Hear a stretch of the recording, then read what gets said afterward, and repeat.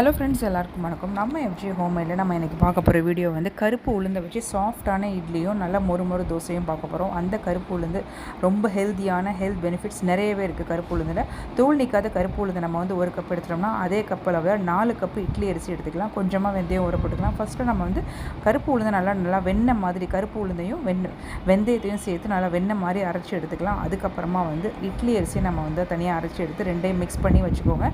8 மணி நேரம் நல்லா வந்து ஃபெர்மெண்ட் ஆகணும். அதுக்கப்புறமா வந்து மாவு புளிச்சதுக்கப்புறம் தேவையான அளவு உப்பு போட்டு நீங்கள் தோசை பார்த்தீங்கன்னா கருப்பு உளுந்து தோசை சூப்பராக ரெடி ஆகிடும். கண்டிப்பாக நீங்கள் ட்ரை பண்ணி பாருங்கள். இந்த கருப்பு உளுந்தில் நிறைய ஹெல்த் பெனிஃபிட்ஸ் இருக்குது. மெயினாக வந்து பெண்களுக்கு வர இடுப்பு வலி, கால் வலி, முழங்கால் வலி, கை வலி எல்லா வலிக்குமே வந்து ஒரு பெஸ்ட்டு ரெமெடியாக இருக்கும். பெண் குழந்தைங்களுக்கு ரொம்ப நல்லது. வளர்கிற பசங்கள்லேருந்து வயசானவங்க வரைக்கும் இந்த கருப்புல நிறைய ஹெல்த் பெனிஃபிட்ஸ் இருக்குது. அவங்க இட்லி நம்ம போட்டுக்கலாம். இட்லி வந்து தண்ணி நல்லா கொதிச்சதுக்கப்புறம் தான் நம்ம வந்து இட்லி மாவு வந்து